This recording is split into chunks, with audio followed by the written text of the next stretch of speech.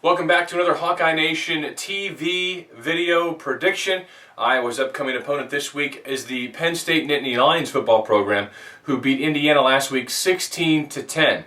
Now, Indiana is one of the worst teams in the Big Ten, but Penn State did put up over 400 yards of total offense. They had several turnovers in this game, including 2 in the red zone, so it could have been worse for Penn State, but make no mistake about it, this is not a talented Penn State offense. And if they put a lot of points on the board against Iowa this weekend, that's either because Iowa turned the ball over deep in its own territory or the Iowa defense really isn't that good. Penn State has a 2-quarterback system right now, and it really is the epitome and the embodiment of the old adage that if you have 2 quarterbacks, you really don't have one. That's the way that it's been for Rob Bolden and Matt McGloin. Bolden is the quarterback who started for Penn State last year in Kinnick Stadium. He was replaced mid-season, later the season last year, by McGloin, who's a walk-on, one of the first walk-on quarterbacks to play an integral role at Penn State in a long, long time, certainly in my lifetime. And I'm pushing 40 if you can't tell by the hairline. So this is an offense that is still trying to find its way. Silas Redd is a talented back, a capable back. The biggest thing that Iowa fans are going to notice in this football game is a return to an offense that looks a little old school in today's football world. An offense that tries to establish hat-on-hat blocking dominance up front. They don't do a lot of things laterally. They're not a spread team. It's going to be more power football. It's going to be fascinating to see how this Iowa defense handles that. Although they won't see it as much this season as they will the more lateral passing spread attacks as they've seen in their first 4 football games.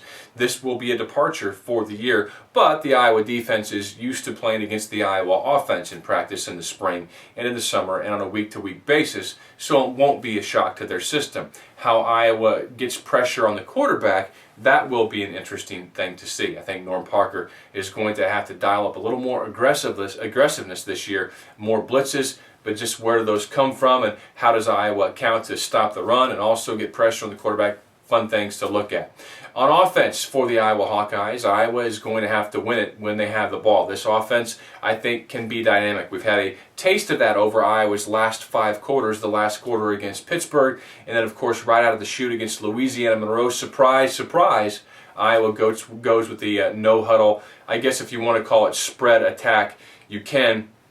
When I say the term spread as it relates to Iowa, what I'm talking about and what I've been a proponent of through the years is Iowa using formations with 3 wide receivers and a tight end and a running back, the 3-by-1 or 3-11 package, whatever personnel number or nomenclature you want to apply to it. What you can do there is you basically walk the linebackers out a little wider. That means there's less congestion in the tackle box, and that means it's easier to run. I expect to see Iowa running the ball out of shotgun with Marcus Coker, Jordan Canzeri, Damon Bullock in this game. They gave a little bit of that look against Pittsburgh, not a lot against Louisiana Monroe. I think they reeled some things back in, actually, against Louisiana Monroe. I think you bring the kitchen sink to State College because this is a huge opportunity for Iowa. You win this game, you're +1 on the road against teams in the other division, but when you look at it, you look at your +1 on the road. How many teams in your division can say that? Michigan State can. They won last week at Ohio State, so they're +1 on the road right out of the chute. That's a big-time advantage. Nebraska's got a loss on the road, all right? Home wins, you expect to win at home if you're going to be a contender for a league championship. It's winning those road games that separates the wheat from the chaff, and Iowa would have a road win at Penn State. And you look at Iowa's road Big Ten games this year, it's at Penn State, it's at Minnesota, it is at Purdue, and then there's another one right now, and at Nebraska at the end of the season. 3 of those are winnable. This Penn State game is a lot more winnable now than I thought it was this summer, and I didn't think it was an impossible thing then, but the Penn State offensive line isn't that great. They're really banged up on defense. Their best player and leader, Mahdi, the linebacker, was out a couple of weeks ago. One of their best cornerbacks is not going to play this game. He hurt his neck also late in that contest as well. So Iowa's offense has an opportunity.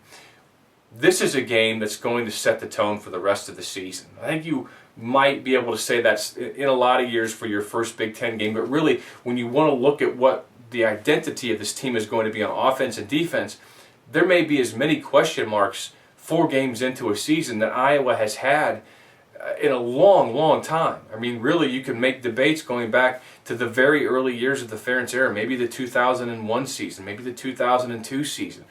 This offense can score 38 game all year long. I really feel they can. And if they don't and they stay healthy, then that's going to be a huge disappointment, because this offensive line can get a lot better. This is the best. Iowa has the best receiving tandem there is in the Big Ten. Marcus Coker looked a lot better against Louisiana Monroe. He's shaking some rust. Can't wait to see what Bullock and Kanzeri do out in between the 20s. This offensive line is going to get better, as I said. This offense is going to be fun. Defense, it's close to being what it is. So that's also going to be fun. It's going to be white knuckles, as it has been around here for the last several years.